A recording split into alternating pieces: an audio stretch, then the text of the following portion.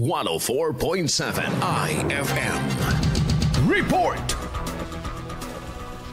Target palakasin ng Bureau of Fire Protection o BFP San Fabian ang pagtatatag ng fire brigade sa mga komunidad sa bayan upang matiyak ang maagap na pagresponde sa mga insidente ng sunog.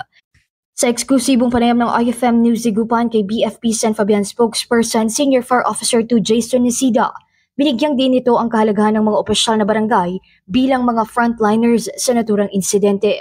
Patuloy po na pinaiigting ng Bureau of Fire Protection, particularly dito po sa San Fabian, ang coordination po natin sa barangay. So nag-i-establish po tayo ng tinatawag po nating mga fire brigades po natin, considering that alam naman po natin na yung barangay po ang ating first line of defense. Aniya, ipaprioridad ang naturang aksyon sa mga kabilang sa urban areas, lalo na at suliranin ang distansya ng mga ito sakaling maganap ang mga sunog sa ganitong lugar. So ngayong taon po, nakalatag po sa Oplan Ligtas na Pamayanan na ang priority po nating magkaroon ng mga fire brigade po ay yung mga nasa urban areas po, considering po yung distance po nila mula sa San Fabian Fire Station po. Hinimok dito ang mga residente ng San Fabian ang koordinasyon at partisipasyon ng bawat isa upang matugunan ng posibleng insidente ng pagsiklab sa mga lugar.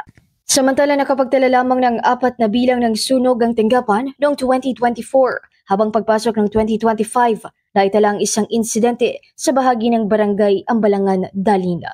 Mula rito sa IFM Dagupan, ito si Idol Ron Aracatatak, IFM. IFM News. IFM News. IFM News.